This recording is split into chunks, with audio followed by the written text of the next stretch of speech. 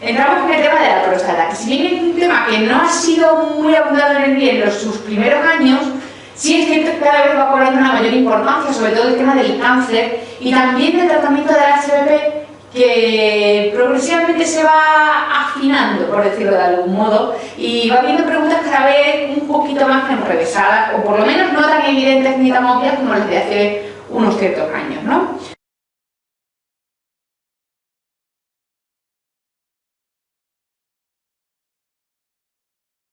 Empezamos con el tema de la próstata. Como sabéis, dos entidades fundamentales: HPV, hiperplasia benigna de próstata, y cáncer de próstata, ambos muy prevalentes en la sociedad y de una gran importancia clínica. Ya conocéis todos cómo es la próstata, lo comentábamos en la primera vuelta. Para simplemente rápidamente que os quede claro, teníamos la mandarina, la cáscara naranja, que es la zona periférica, los gajos, que son la zona de epitelio transicional, y el palito blanco del medio, que es la uretra, un concepto que, como decíamos ya también en la primera vuelta, es un concepto muy básico pero muy gráfico, que nos ayuda mucho a la hora de distinguir ciertas cosas. Empezamos pues con la hiperplasia benigna de próstata. La hiperplasia benigna de próstata es una entidad muy prevalente, tanto como que afecta al 80-90% de los pacientes en torno a los 80 años. Eso es prácticamente todos. Y que a todos se les acaba lo de ver quién mea más lejos, más alto y todo eso, porque el chorrito pierde fuerza a la velocidad de la luz. Y de hecho, la primera sintomatología clínica puede aparecer en torno a los 40-45 años, y los primeros cambios anatomopatológicos que empiezan a los 35 aproximadamente. Aprovechar que esas competiciones acaban pronto. Si bien es cierto que hay una implicación de los andrógenos y su patogenia, esta no es tan frecuente como en caso del cáncer de próstata, porque corre a cargo de la dihidrotestosterona y no de la testosterona como en caso del cáncer de próstata. Bien, no existe relación alguna entre HPV y cáncer de próstata. Insisto y repito, no existe relación alguna entre HPV y cáncer de próstata. Es algo que nunca jamás me cansaré de repetiros. Recordáis que son entidades que suelen coexistir por la alta prevalencia de la HPV, por eso a veces tendemos a confundir los síntomas, pero son entidades independientes y que aparecen en zonas independientes de la próstata. Recordad la mandarina, en la cáscara, el cáncer, en los gajos, la HPV. El HPV, el crecimiento suele ser hacia la uretra, pero no siempre, y por eso no son proporcionales los tamaños prostáticos con la sintomatología. El PSA, también lo recordábamos, no es específico ni de cáncer ni de hiperplasia benigna de próstata, aunque, como ya avanzábamos en la primera vuelta, se ha demostrado que el PSA es el mejor indicador natural de la historia de la HPV. Es decir, que en caso de HPV, a mayores niveles de PSA, mayores volúmenes prostáticos y mayores probabilidades de complicaciones derivadas de esta HPV. Como siempre, por favor, algo que tampoco me cansaré de decir, fundamental el tacto rectal, porque es la principal manera que tenemos de explorar la glándula prostática, de hacernos una idea de su volumen y sobre todo de su consistencia para poder distinguirla de un cáncer de próstata que, como sabéis, aparece de forma nodular.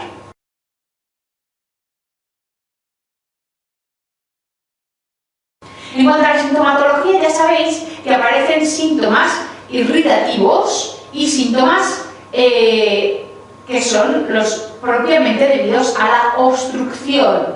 Los síntomas irritativos suelen ser por engrosamiento del detrusor. Todo esto ya lo comentamos en la primera vuelta, vamos a pasarlo muy por encima y directamente nos vamos al tratamiento, que es lo que realmente nos interesa.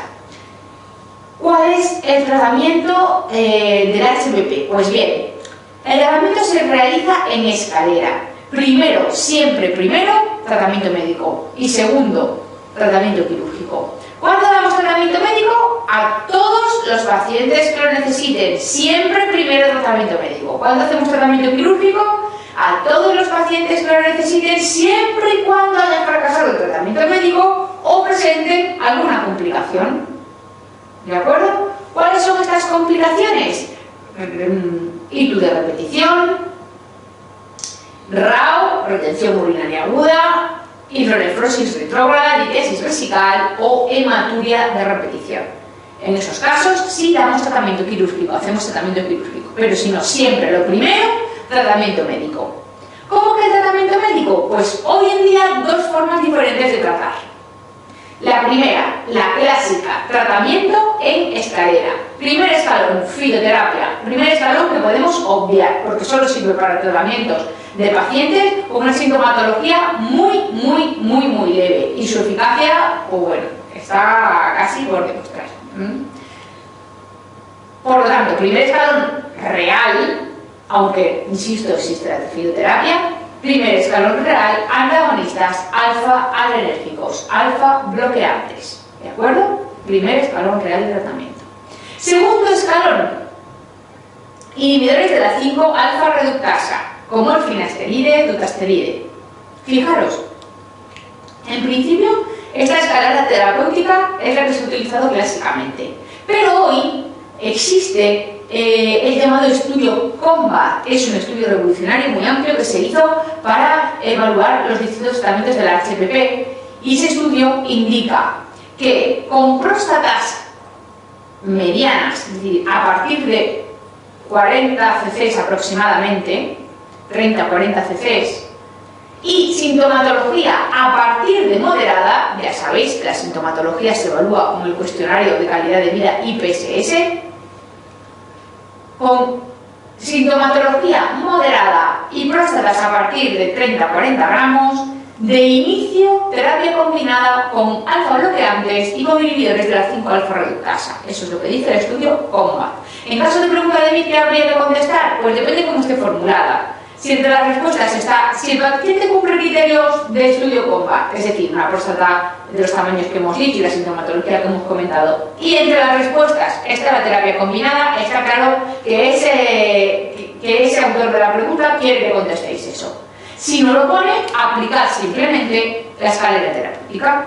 Ese es mi consejo. Nada es petén en esta vida, y es algo que no ha salido todavía en el MIT y que puede no salir, pero mi consejo es que lo hagáis así. ¿De acuerdo? ¿Qué hacer con el tratamiento quirúrgico? Bien, ya hemos dicho que en caso de complicación o cuando fracasa el tratamiento farmacológico. ¿Cómo es ese tratamiento? Pues de dos formas diferentes, cerrada o abierta. Cerrada, el gol estándar es la RTU, aunque hay otros métodos, láser verde, láser rojo, etcétera, etcétera, etcétera. Pero en general, la cerrada consiste en, a través de la uretra, ir eliminando, enucleando esa próstata. Bien, eso se puede hacer en próstatas pequeñas, menores de 60-70 gramos. Pero en próstatas grandes, a partir de eso, de 60-70 gramos, hay que hacerlo abierto. La técnica más usada es la adenomectomía, que es normalmente la tipo milling. Una incisión infraumbilical, se abre la cápsula, es decir, la cáscara de la melanina, se quita los bajos dejando la uretra, que es el palito blanco, se cierra la cáscara y nos vamos. ¿Por qué insiste tanto en lo de que se queda la cáscara? Pues muy fácil, porque ese paciente tendrá las mismas probabilidades que los demás de tener un cáncer de próstata, porque, como dijimos, asientan principalmente en la cápsula prostática, lo que correspondería a la cáscara de la naranja. ¿De acuerdo? Y por lo tanto, ese paciente habrá que seguir haciendo los mismos controles que a un paciente normal. ¿De acuerdo? Aquí vemos en qué consiste una resección. Eso es una pistola de resección que lleva, no es más que una especie de gatillo con un asa acoplada al final, y con eso se va sacando las finas láminas de la próstata hasta llegar a la cápsula a través de la uretra. Y sin más, pasamos al cáncer de próstata.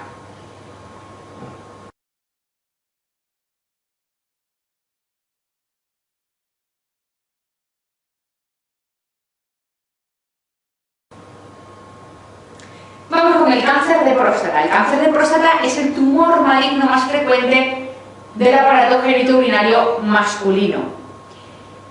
Fijaros, es el segundo en frecuencia general, aunque en prevalencia supera al pulmonar. Cuidado con esto, lo supera en prevalencia porque si incluimos las autopsias, en realidad aparecen mucho más cánceres de próstata que de pulmón, ¿de acuerdo? Ya sé que hay alguna pregunta así un poco compleja en el MIR a este respecto, pero es lo que hay y no hay nada que discutir. Es hormonodependiente. ¿Y esto qué significa? Que como depende de la testosterona, nosotros tenemos una herramienta con la que podemos jugar a modular más o menos ese cáncer. Es decir, que si bien con el tratamiento hormonal no lo podemos curar, sí podemos controlar bastante bien la evolución natural de este cáncer, que por sí mismo ya es una evolución natural muy lenta. Por eso no tratamos a personas con una esperanza de vida menor a 10 años. Para vosotros en el MIR, a personas, a ancianos, con más de 75 años. A hombres con más de 75 años no es necesario hacer un tratamiento curativo porque se considera que van a morir antes de cualquier otra cosa que de su cáncer de próstata debido a la lenta evolución natural de este tumor. Bien, como hemos dicho casi siempre en ancianos, se origina en la zona periférica, la cáscara de la mandarina, lo hemos repetido hasta la saciedad, 95% son adenocarcinomas, suelen ser multifocales y por eso se usa la clasificación de Gleason, ya sabéis, que habla de del grado de diferenciación celular del tumor, va de 2 a 10, cuanto más alto es el número, peor el pronóstico porque tiene menor diferenciación celular. Que empezamos a llamar pronóstico teórico a partir de Gleason 7, 4 más 3, y el estadiaje, como siempre decimos, y sintiéndolo mucho, TNM. Hago un breve resumen del TNM para que hay que sabérselo entero, pero con estas pinceladas uno puede llegar si va un poco apurado. T1, no se ve ni se toca. El T2, se ve y se toca, pero dentro de la glándula prostática. T3, se sale de la glándula prostática, pero poquito. Por arriba, cuello vesical, por abajo, vesículas seminales. El T4 ya se sale ampliamente de la glándula prostática y la N y la M, pues ya las conocéis perfectamente.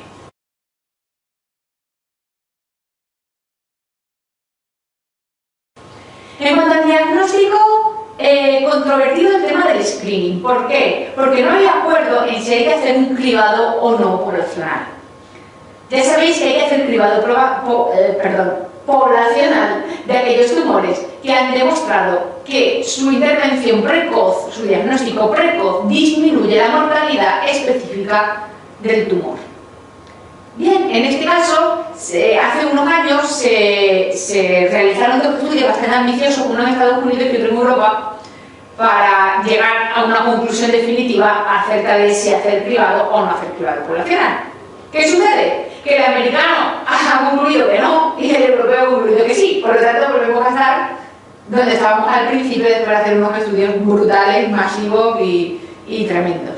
Así que, de momento, la Organización Mundial de la Salud no recomienda el cribado poblacional sistemático para el cáncer de próstata, ¿de acuerdo? ¿Qué sucede en España? Que por nuestro sistema de salud lo que realizamos suele ser un cribado, digamos, que simplemente aprovecha la oportunidad, ¿de acuerdo? Un cribado oportunista, es decir, a todo paciente mayor de 50 años que aparece por una consulta para cualquier cosa, pues se le puede ofrecer, en teoría, explicándole al paciente los beneficios y los riesgos de hacerse el PSA, más que de hacerse el PSA, de si sale elevado el PSA, lo que puede suceder, etcétera, etcétera.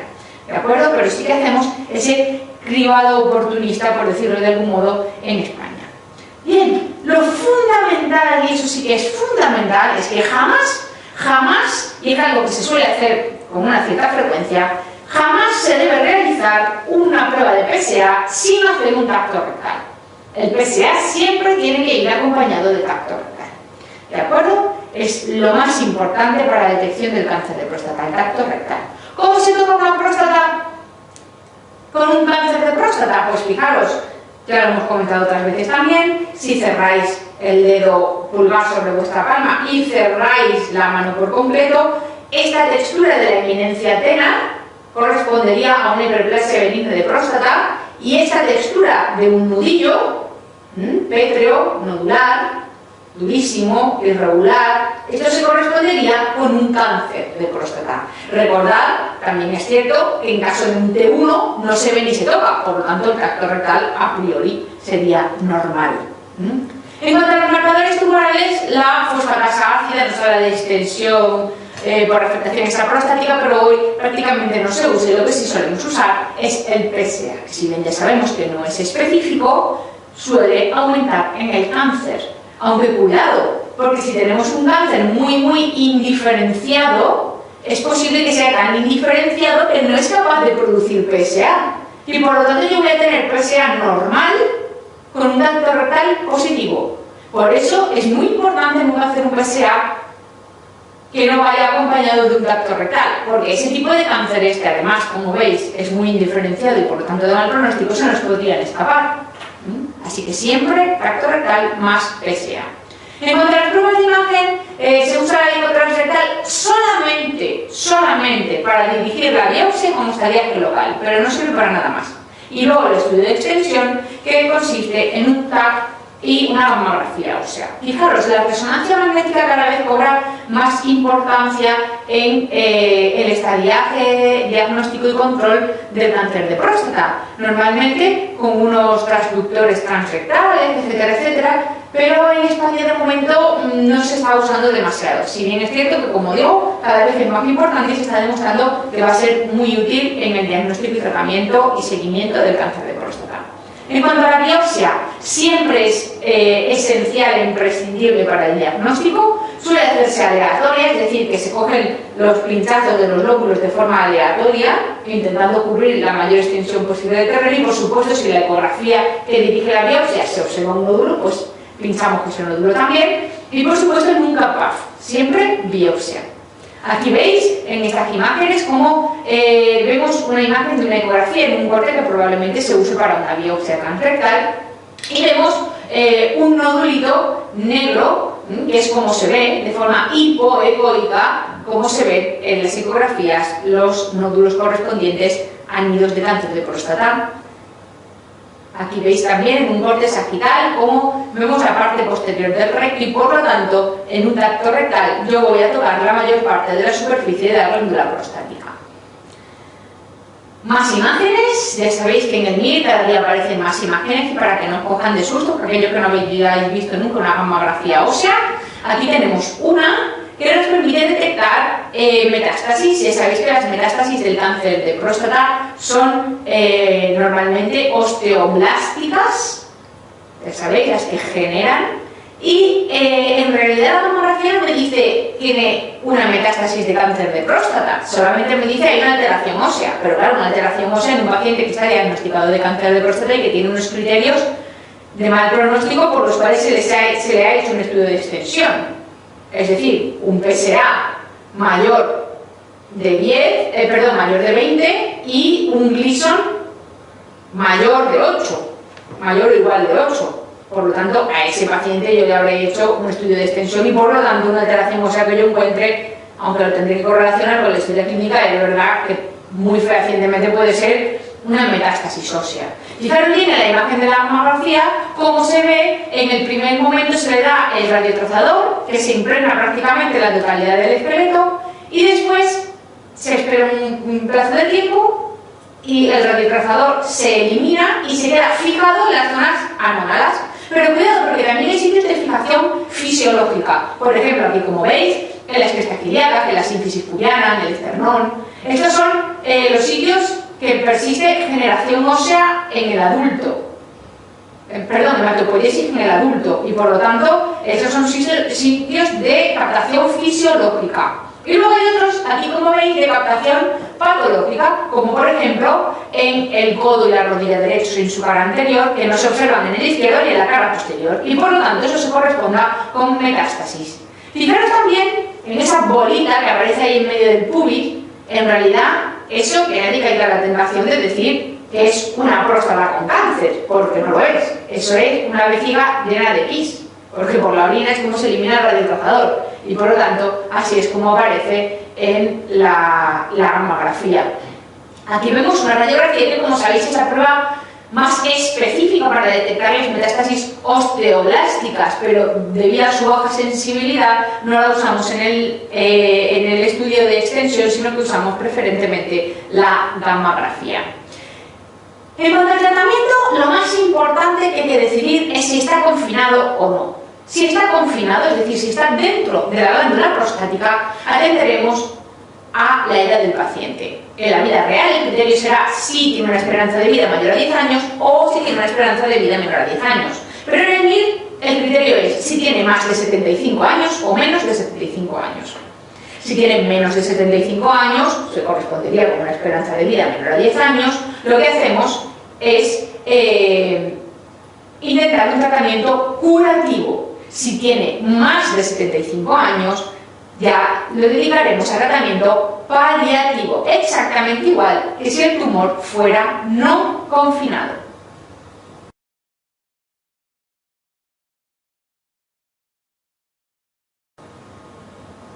Existen nomogramas, como los de Kaplan, por ejemplo, y tablas de Partin, que nos permiten predecir el riesgo de extensión de ese paciente para adecuar mejor el tratamiento. Y ya sabéis que dependiendo del estadio, veremos distintos tratamientos: cirugía, radioterapia o tratamiento hormonal.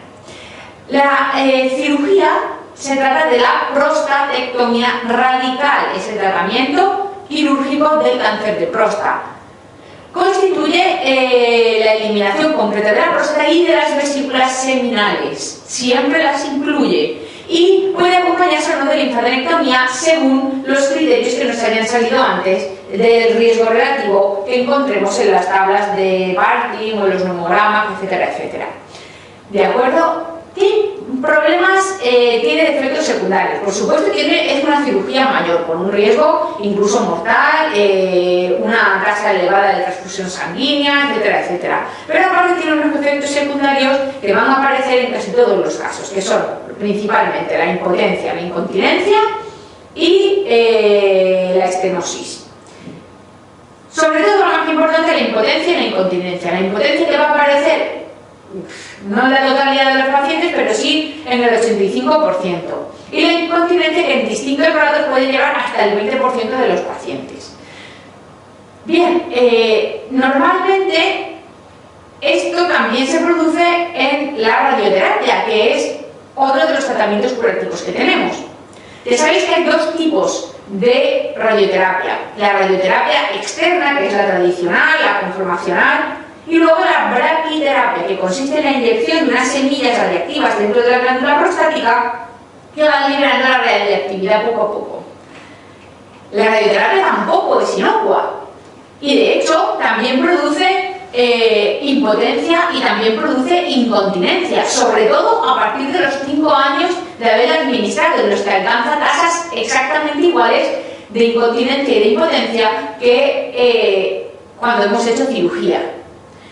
Pero además produce otros problemas con los tejidos circundantes, en cuanto a diarrea crónica, proctitis, cistitis rádica, etc. Y esto genera muchos problemas que además son muy difíciles de resolver. Además, eliminamos un escalón terapéutico, porque después de cirugía, si hay fallo terapéutico, o una recidiva, podemos dar radioterapia. Pero después de radioterapia, salvo situaciones excepcionales, no podemos hacer cirugía. Después de radioterapia, antes no teníamos ninguna herramienta terapéutica. Hoy tenemos la crioterapia, que también puede llegar a ser curativa incluso.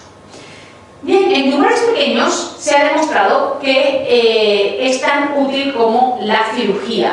¿De acuerdo? Hablamos tanto de la radioterapia externa como de la braquiterapia. Pero la braquiterapia solo se puede administrar en pacientes que cumplan unos criterios muy estrictos, que son PSA menor o igual de 10, próstatas por debajo de 60 gramos y Gleason menor o igual de 6. Solo en esos pacientes es posible administrar braquiterapia. En los demás habría que pasar a radioterapia externa. También es útil en el síndrome de compresión medular, que puede producirse secundariamente a la aparición de metástasis lumbares. ¿De acuerdo? Pero ya digo, esto es un tratamiento paliativo sintomático, concretamente del síndrome de compresión medular, pero no es un tratamiento del cáncer de próstata cuando lo aplicamos así. ¿De acuerdo? Cuidado con eso. ¿Desventajas de la radioterapia con respecto a la cirugía? Pues fijaros, aparte de que irradiamos y efectivamente podemos tener muchas lesiones de órganos colindantes, además no podremos utilizar radioterapia en otros tumores, por ejemplo del recto, que aparecieran posteriormente en ese paciente, en la misma zona, claro. Y luego además tampoco vamos a tener una anatomía patológica definitiva, ya que nunca vamos a obtener una pieza definitiva. Y se ha demostrado que hasta en el 60, entre el 40 y el 60% de los casos, el cáncer de próstata por la biopsia está mal diagnosticado, o bien infra o supradiagnosticado. En el caso en que está supradiagnosticado, tampoco es muy grave, pero el problema es cuando está infradiagnosticado, que a la radioterapia no lo vamos a saber, y eso puede llevar a recidivas que nosotros desconozcamos por haber hecho un mal tratamiento. Como hemos dicho, esos son los tratamientos curativos que se tienen que aplicar a aquellos pacientes con cánceres confinados y menores de 75 años.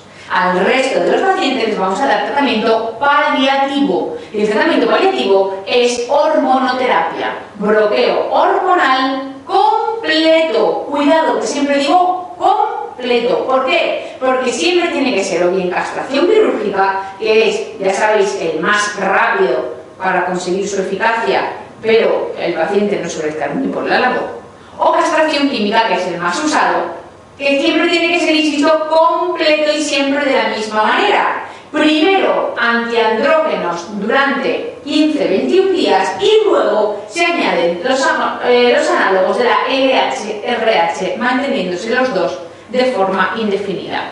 Luego, en caso de recaídas, etcétera, se puede ir jugando, metiendo uno, quitando otro, etcétera, etcétera, pero bueno, quedaros con esa idea. Primero, siempre antiandrógenos entre 15 y 21 días, y después añadimos los análogos de la LH-RH y los mantenemos indefinidamente en el tiempo. ¿Qué pasa cuando consideramos a un paciente curado? Pues cuando consideramos a un paciente curado hay que hacerle seguimientos. ¿Cómo? Midiendo su PSA periódicamente. ¿Y qué vamos a ver? Pues o bien que se mantiene los niveles bajos, o bien que empieza a incrementarse. Bien, ese nivel más bajo de PSA, que es el que consideramos referencia, lo llamamos PSA nadir. Este concepto solo lo usamos después de radioterapia, porque en realidad, como después de la prostatectomía radical el PSA debe ser 0 o muy cercano a 0, el PSA nadir pues no existe, si consideramos simplemente 0. ¿Qué pasa cuando estos valores se incrementan? Pues que vamos a considerar que puede ser una recidiva bioquímica, que puede corresponderse o bien a recidiva tumoral o bien a la aparición de metástasis a distancia. ¿A partir de qué valores tenemos que sospechar esta recidiva? Pues bien, si es una prostatectomía radical, cuando el PSA aumenta de 0,4 y cuando hemos hecho un tratamiento con radioterapia, sea cual sea el tipo de radioterapia, cuando encontramos valores de PSA nadir más 2 o más 3, depende de los criterios. También tenemos una situación excepcional cuando aparece síndrome de compresión medular. ¿Cuándo sucede esto? Pues cuando tenemos metástasis lumpares que comprimen la médula en esa región. ¿Qué pasa en ese momento? Que tenemos que intentar un tratamiento de supresión androgénica lo más rápido posible. ¿Qué opciones tenemos? La castración quirúrgica, normalmente, o realizar una radioterapia prostática de urgencia, ketoconazol o dietilvestrol, que no se utiliza muchísimo, pero bueno, es una opción. Además, podemos necesitar la decompresión medular por radioterapia o por laminectomía. Aquí vemos un cuadro resumen que nos permite diferenciar perfectamente entre la clínica de HPP y la clínica de cáncer de próstata, que como hemos dicho pueden coexistir, pero que son entidades completamente diferentes.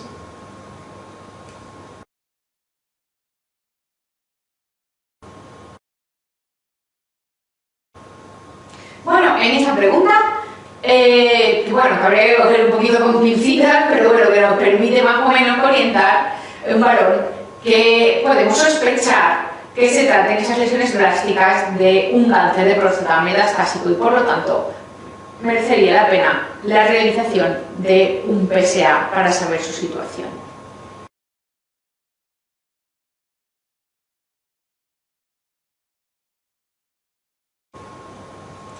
En esta otra pregunta, muy importante, porque ataca a un concepto fundamental y, como hemos dicho además, es una de las que nos pregunta la falsa y por lo tanto nos da 4 valores muy importantes, vemos que la intensidad de los síntomas no es directamente proporcional al tamaño de la glándula prostática, como hemos comentado antes, ¿de acuerdo? no son los síntomas proporcionales al tamaño de la glándula prostática. Por eso, no tratamos a los pacientes en función del tamaño de su glándula prostática, sino en función de su sintomatología.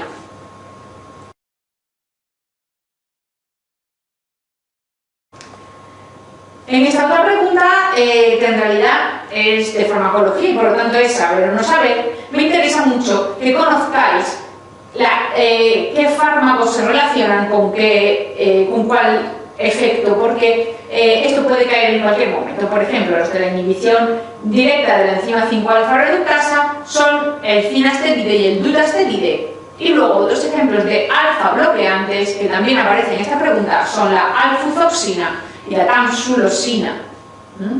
Y quiero que os suenen esos fármacos porque en cualquier momento esto puede reconvertirse en otra pregunta parecida.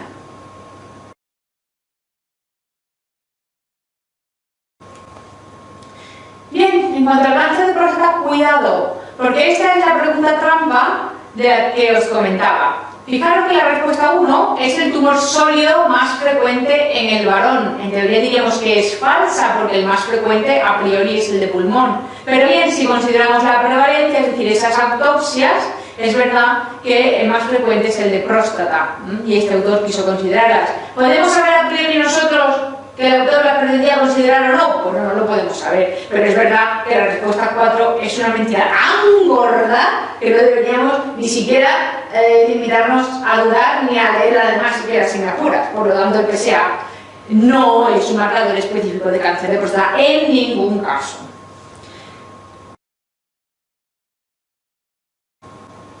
Esta pregunta es un poco rollo porque es larguísima, pero al fin y al cabo lo que nos pregunta es acerca de la relación, y eso sí que tenéis que tener muy claro, por favor, siempre que yo os hable de cáncer de próstata, que se encienda la luz Gleason. Gleason, clasificación ralotumoral tipo Gleason. Es muy importante la estratificación anatómica de la pieza de resección y el score de Gleason. Y fijaros que es uno de los temas que hablábamos con respecto a la radioterapia, que nunca vamos a tener ese factor tan importante que es la estratificación anatómica de la pieza de resección para saber la anatomía patológica definitiva y por lo tanto saber el tipo de cáncer definitivo. Bien, en esta otra pregunta vemos también otro paciente intervenido hace 3 años de prostatectomía radical, que ya sabéis, después de prostatectomía radical el PSA en el seguimiento debe ser en torno a 0, y aquí vemos cómo se ha elevado hasta 12 y por lo tanto sospechamos una recidiva bioquímica que, como sabéis, se corresponde normalmente o bien a una recidiva local o a la aparición de metástasis a distancia.